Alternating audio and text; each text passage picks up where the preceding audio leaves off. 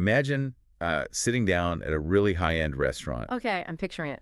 and you ask the waiter for a menu, but instead of handing you a menu, he hands you this 50-page encrypted math exam.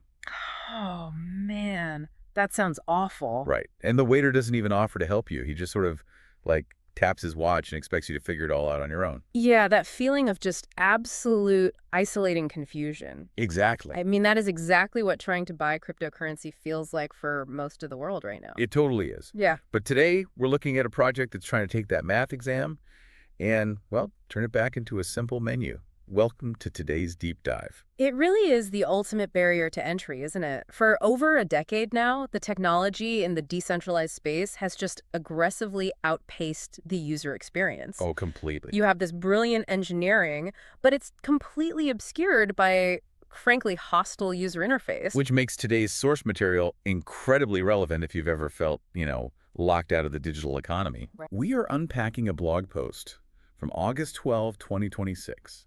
It was published on this site called normiecrypto.com. And the title really tells you exactly who they're targeting here. Yeah, it's called Welcome to the Front Row of Web3, Why Normies Need to Know About Telegram Coin. It's a great hook. It is. So our mission for you today is to really pull this apart. We want to look at how this specific token Telegram is attempting to build a bridge for everyday internet users. The so-called normies. Exactly, the normies, bring them into Web3. And we need to figure out why this community believes the messaging app Telegram is like the beating heart of this entire movement. But before we get too deep, let's set the ground rules for you listening. Good idea. As the Normie crypto site explicitly states, this is purely an educational exploration. We are looking at a cultural and technological narrative today. Yeah, we are definitely not here to give financial advice. No, not at all. We're dissecting the mechanics of community building. Okay, let's unpack this.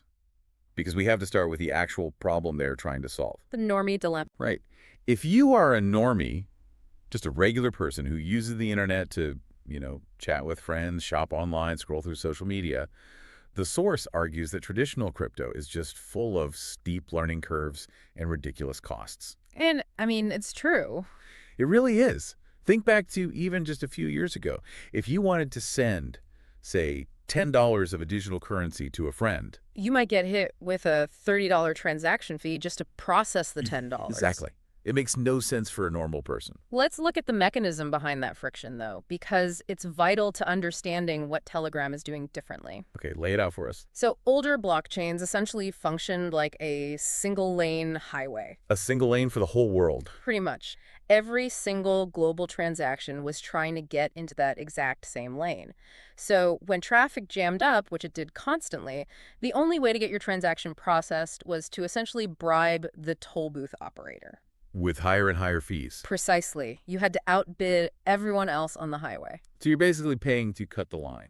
That is exactly what it is. And it created an environment where only whales, people moving massive, massive amounts of money, could justify paying those fees. Right, because if you're moving $1 million, a $30 fee is nothing. Exactly. But if you were a regular internet user trying to just play around with $10, the network effectively priced you out. You were stuck. But the source points out that the Telegram token doesn't use those older networks. It's actually built on Solana, which you'll often see abbreviated as SOL. Yes. And the post describes Solana as lightning fast with low fees. But, why is it faster? What's actually different about it? Mechanically, it comes down to something called parallel processing. Okay. Instead of that single-lane highway we just talked about, imagine a highway with tens of thousands of lanes. Oh, wow. Right? Where all of these transactions can be processed simultaneously, side by side. So there's no bottleneck. Exactly. By removing the bottleneck, the fees drop to literally fractions of a cent, and the transaction settles almost instantly. That drastically changes the user experience then. It changes everything. If those older expensive blockchains are like an exclusive nightclub with velvet ropes and a $100 cover charge just to get in the door. Or you can't even get past the bouncer. Right. Then Telegram on Solana is more like a neighborhood block party. It's fast, there's absolutely no cover charge, and everyone is invited to just come and grab a plate. That speed is an absolute requirement for the core philosophy, too. The community has this catchy motto mentioned in the text. Oh, yeah, the group chat thing. Yeah, it goes, your messages don't just blow up group chats anymore, they blast off on chain too. I love It's that. clever. But the reality is you can't have a fast-paced, fluid social experience if the underlying financial technology takes 10 minutes to load every time you do something. Right.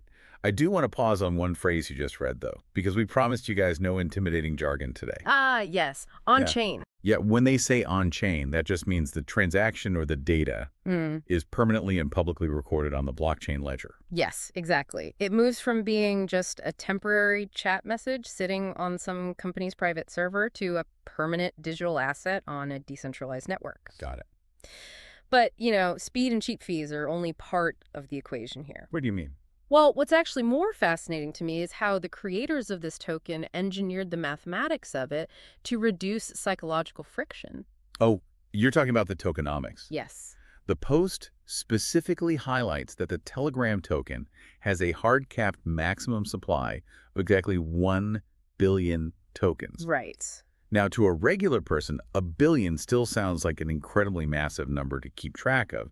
So why not cap it at, say, 1,000 or 1,000,000? It's really a careful balance between availability and cognitive load. Cognitive load. Okay, unpack that. Well, in traditional crypto, you often see these meme coins launched with supplies in the hundreds of trillions. Or even quadrillions. It's absurd. It is, and the goal there is to make the coin so incredibly cheap that a user can buy 5 million of them for, like, $20. Right, because it plays on a psychological bias. People feel, quote-unquote, rich holding millions of tokens. Exactly. But the downside is you look at your digital wallet and you own 42.7 billion fractions of some coin. Trying to do the math on that in your head is a nightmare. Or you have the reverse problem with something like Bitcoin, where you buy some and see you own 0.00004 of a coin. Yeah, it creates instant cognitive overload for a normal person. Because humans just aren't naturally wired to do daily math with 8 decimal places or numbers in the quadrillions. We just don't think like that. We don't. Yeah. So a simple round 1 billion cap, which, by the way, is hard-coded into the token's smart contract, so it is mathematically impossible to ever print more. It grounds the asset. It makes it tangible. It doesn't overwhelm a newcomer with endless inflation mechanics. It's just a clean number that mimics the way we already think about things like global populations or large quarter valuations. Okay, so they have the cheap, lightning-fast technology with Solana, Yep. and they have the psychological simplicity of a very clean 1 billion token supply. Right. But tech and math alone do not build a financial revolution. You need people. You definitely need people. Which forces us to ask, out of all the apps in the world, I mean, WhatsApp, Discord, iMessage, why center this entire ecosystem around Telegram? Well, in the broader technology space, you usually build a product and then you spend millions of dollars on marketing just trying to acquire users. Right, the traditional startup model. Exactly. But Web3 flips that script completely. Attention is the hardest currency to acquire online, so you build the economy where the attention already exists. And the source describes Telegram as the true home of Web3. It really is. But wait, hang on. Stop right there. Let's be real about this for a second. Okay. When I first saw the name Telegram coin, my immediate cynical assumption was, oh, Pavel Durov, the founder of Telegram, he's just running a backdoor initial public offering. A backdoor IPO. Yeah. I thought he was just issuing an unlicensed corporate stock to raise capital without having to deal with the SEC or regulators. It is incredibly easy to assume that, and frankly, it is a very smart question for you to ask. Because it happens all the time. It does. But legally and structurally, that is not what is happening here. Telegram Corporation did not write the code for this token. The source actually calls it a digital high five to Durov and an homage to the platform itself. Right. It is an independent, community-driven tribute. It is not corporate equity. Okay, that's an important distinction. And the reason they are giving Durov this digital high five comes down to the foundational ethos of the app itself. The post paints Durov as this sort of tech rebel. It does. It says he built Telegram on absolute principles: privacy, freedom of speech, and strict resistance to censorship. Which obviously brings up a very delicate line for us to walk today. Yes, it does. Because we see constant, intense global debates about content moderation, free speech, and what should or shouldn't be allowed online. And look, we aren't here to take a political stance on this, right? We're not here to say whether absolute free speech on a messaging app is fundamentally a good thing or a dangerous thing. Definitely not. What we are doing is impartially observing the narrative at play within this specific community. Right, what they believe. Exactly. And for them, the narrative of digital freedom, of being able to communicate without a central authority reading your messages, is the exact same ideological seed that birthed cryptocurrency in the first place. Because crypto is all about financial sovereignty, the idea of money without a central bank looking over your shoulder. Precisely. The community sees Telegram as a decentralized feeling fortress for communication. So the Telegram token is attempting to marry those two concepts together, communication sovereignty and financial sovereignty. That's it, exactly. It aligns the ideological soul of Web3 with the actual practical tool the community uses to talk to each other 24/7. Okay, so the ideological foundation is clear. I get it. But ideology doesn't automatically mean a project is actually going to succeed. No, it certainly doesn't. The source material outlines why the community is highly optimistic, or, as they say, bullish, on this token actually breaking into the mainstream. They lay out 4 specific pillars for this bull case. Right. And rather than just reading down their bullet points like a textbook, let's look at the actual mechanism of how they plan to pull this off. Okay. It starts with a massive captive audience. The post notes that Telegram has hundreds of millions of active users worldwide. And it's already the central nervous system for crypto traders and project launches. Here's where it gets really interesting to me. Think of it like this. Imagine you own a massive global stadium. Okay, a stadium. There are hundreds of millions of fans already sitting in the seats. They're having a great time, talking with their friends, enjoying the event. Sure. Historically, if one of those fans wanted to participate in Web3, let's just call it buying a hot dog, they had to get up, leave the stadium entirely, find a complicated digital ATM across the street, convert their cash, and wait in this confusing line. And at any point during that journey, the friction usually causes them to just give up. They turn around and go back inside to their seat. Exactly. The barrier is just too high. What the Telegram token is proposing is simply putting the hot dog vendor directly in the aisles. You don't have to leave the stadium. Right. The bridge to Web3 is built exactly where the people already are, right inside the app they already have open on their phones. And to take your stadium analogy a step further, the hot dog vendor isn't demanding foreign currency or handing you a 50-page manual to make a purchase. Because of the Solana speed advantage we discussed earlier. Exactly. The line moves instantly, the friction drops to near absolute zero. Which is huge for normies. But there is another layer to their optimism here that goes way beyond just convenience. Oh, you mean the unbreakable narrative? Yes. The source claims the story of a free speech platform powering a financial revolution is actually the strongest asset they have.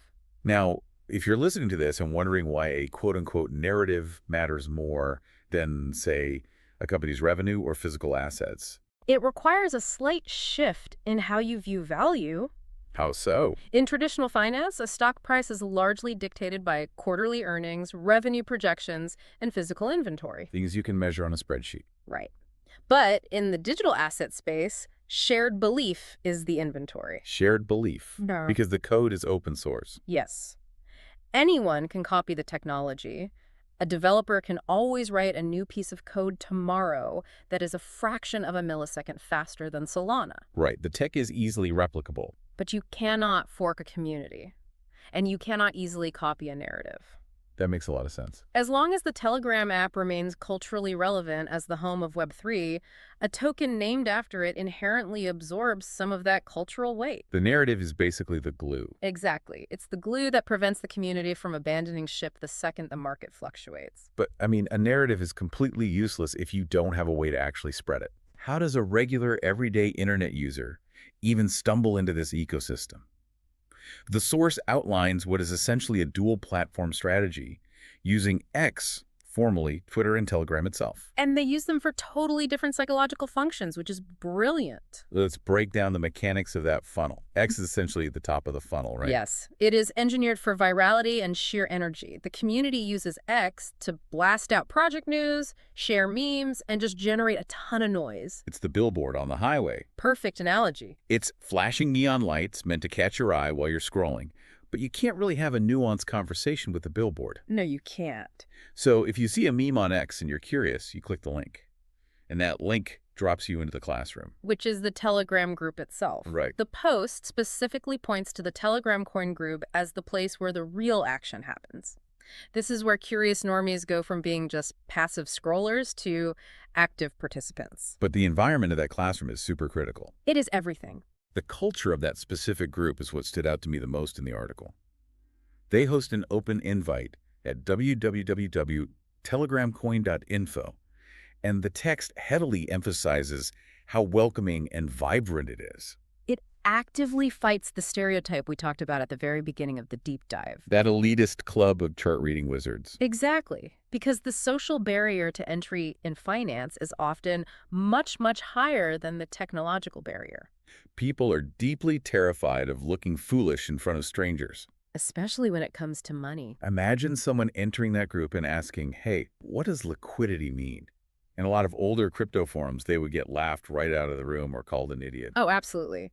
But in a deliberately cultivated normie space, someone steps up and simply explains it. No judgment. Right. They just say liquidity is just the pool of funds available for people to trade against. If there's high liquidity, you can buy and sell easily. If it's low, trades get stuck. Or if they ask about market cap, someone just says, it's the total value of all the tokens combined. By fostering a culture that actively protects the beginner, you generate fierce loyalty. And that loyalty builds a very distinct internet culture. I actually have to highlight a detail from the Normie Crypto site because it perfectly visualizes this vibe. Oh, the merch. Yeah. This community runs on a OchoDL culture. Hold on for dear life. Let's explain why that matters mechanically first, though. Go ahead. In a decentralized asset, if everyone panic sells at the first sign of a price drop, it drains that liquidity pool we just mentioned.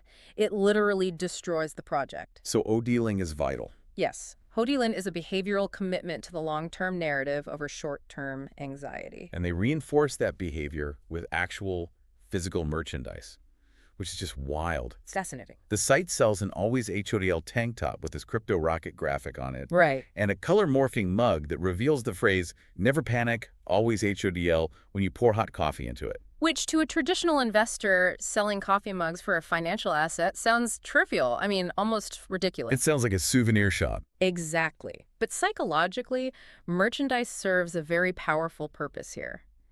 It takes a purely digital, intangible concept, a token on a blockchain, and it gives it physical presence in someone's morning routine. It makes it real. It turns a financial decision into a tribal identity.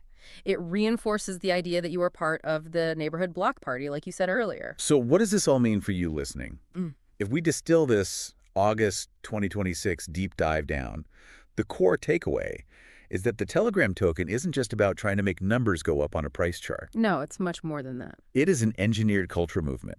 It is taking the blazing speed and low costs of the Solana network, combining it with Telegram's massive free speech-oriented user base, and trying to create a totally jargon-free, welcoming on-ramp. It is a deliberate attempt to make Web3 native to the spaces everyday internet users already inhabit. Bring the hot dog vendor to the seats. Exactly. And honestly, whether or not you ever decide to purchase a digital asset, understanding the mechanics of how these ecosystems operate is vital. Absolutely. Studying how they leverage narratives, this dual platform marketing strategy and behavioral psychology to onboard millions of people. It is a masterclass in the future of digital social culture. You really don't have to buy the hot dog to appreciate how the stadium operates. That's exactly right. But I do want to leave you with an unresolved thought today. Okay, let's hear it. This raises an important question, something that builds on the source material but wasn't directly addressed in the article. I'm intrigued. We've established that the underlying value and narrative of this token relies entirely on being a digital high five to Pavel Durov and Telegram's rebellious anti-censorship ethos. Right. The unbreakable narrative of communication sovereignty. But what happens to the token's identity if Telegram, the platform, is ever forced by global regulators to change its core ethos? Oh, wow. If governments mandate backdoors for surveillance or strict content moderation, and Telegram complies just to keep the app online, can a tribute token survive if the platform it honors loses its rebellious soul? Oh, that completely flips the dynamic. Doesn't it? Because the token is mathematically decoupled from the company.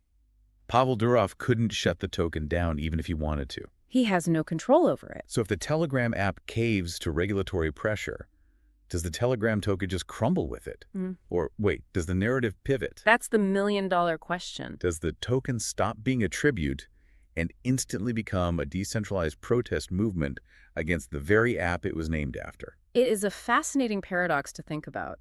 The token could end up acting as a memorial to what the platform used to be, held by the very people who feel betrayed by the platform's changes. That is a wildly complex scenario to mull over.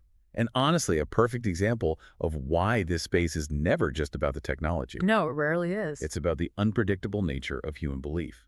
But for today, we hope we've helped translate that encrypted menu for you. Hopefully the math exam is a little easier to read now. Yeah. You can sit at the high-end restaurant, you know what the soup of the day is, and you don't have to be intimidated by the terminology anymore. Thank you so much for joining us on this deep dive.